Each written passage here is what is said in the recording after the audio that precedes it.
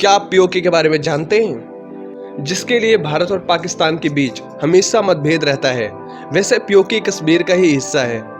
1947 में भारत की स्वतंत्रता के समय अंग्रेजों ने रियासतों पर अपना दांव छोड़े और भारत और पाकिस्तान में शामिल होने या स्वतंत्र रहने के विकल्पों पर निर्णय लेने की आजादी दी।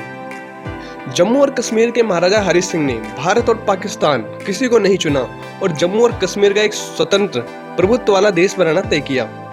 कश्मीर की घाटी सबसे अधिक आबादी वाला क्षेत्र है और ऐतिहासिक रूप से सबसे ज्यादा शक्तिशाली राज्य था, जिसमें अफगान, तुर्क और अरब लोगों की आबादी थी।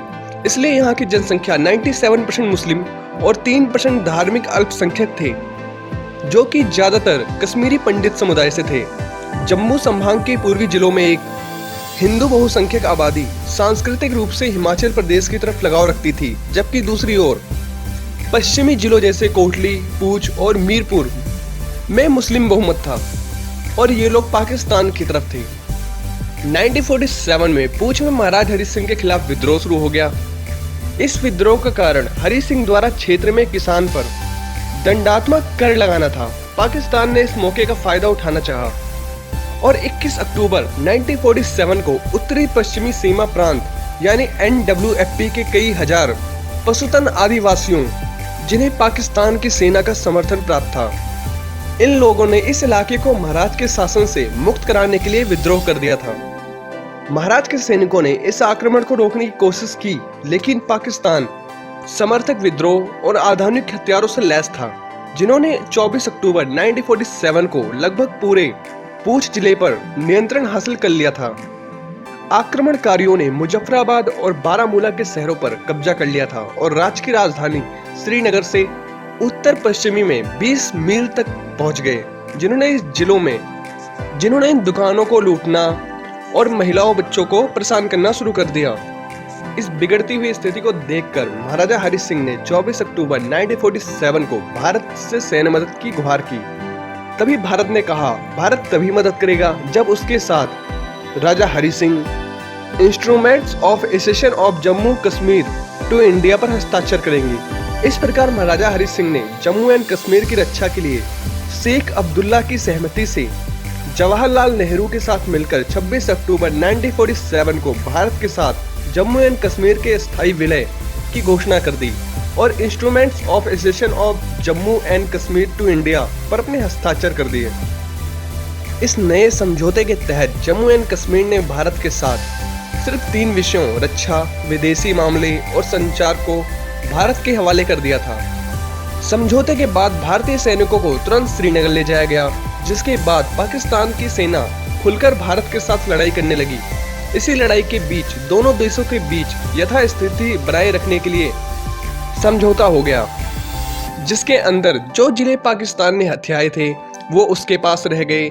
इन्हीं हथियाए गए जिलों को पाकिस्तान अधिकृत कश्मीर यानी पीओके कहता है, जिन्हें पाकिस्तान आजाद कश्मीर भी कहता है। पाकिस्तान ने प्रशासनिक सुविधा के लिए पीओके को 2 भागों में बांट रखा है, जिन्हें आधिकारिक भाषाओं में जम्मू और कश्मीर और गिलगित बल्टिस्तान कहा जाता है। आजाद कश्मीर में एक प्रधानमंत्री और एक परिषद है, लेकिन साची संरचना पूरी तरह से शक्तिहीन है और यह पाकिस्तान के अधीन काम करती हैं। पाकिस्तान के कब्जे वाले कश्मीर के दक्षिणी हिस्से में 8 जिले हैं: नीलम, मीरपुर, भीमबार, कोटली, मुजफ्फराबाद, बाग, रावलकोट और सुधनोटी। इसके अलावा मैं आपको पाकिस्तान यानी पीओके के कुछ फैक्ट्स बताऊंगा, जैसे कि पाक अधिकृत कश्मीर का प्रमुख यहीं का राष्ट्रपति होता है, जबकि प्रधानमंत्री मुख्य कार्यकारी अधिकारी होता है, जो कि मंत्रियों की एक परिषद द्वारा समर्थित होता है। पीओके अपनी स्वशासन संबंधी विधानसभा का दावा करता है, लेकिन यह तथ्य किसी से छिपा नहीं है कि यह पाकिस्तान के नियंत्रण में है। पीओके जम्मू और कश्मीर का राज्य का वह हिस्सा है जिसे पाकिस्तान ने 1947 में हमला कर छीन लिया था। पीओके की सीमाएं पाकिस्तानी पंजाब, उत्तर पश्चिमी में अफगानिस्तान के वखान गलियारे से चीन के जिनजियांग से भारतीय कश्मीर से पूर्व में लगती हैं।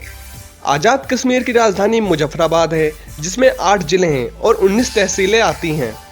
पीओके के हुंजा गिलगित के एक भाग बल्टिस्तान की सक्षम घाटी को पाकिस्तान द्वारा 1963 में चीन को सौंप दिया गया। इस क्षेत्र को सीडेड एरिया कहा जाता है। आजाद कश्मीर के लोग मुख्य तौर से खेती करते हैं, जिसमें मक्का, गेहूं, वानिकी और ये पशुधन आय का इनका मुख्य स्रोत है। पीओके में कोयला भंडार, चौक, बॉक्साइट के भंडार भी हैं।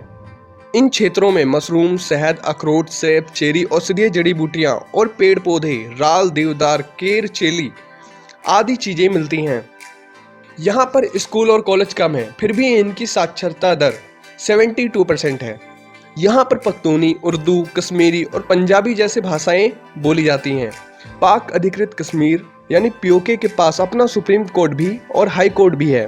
धन्यवाद दोस्तों पूरी वीडियो देखने के लिए। अगर वीडियो पसंद आती है तो लाइक एंड शेयर जरूर करें और चैनल को सब्सक्राइब करना ना भूलें।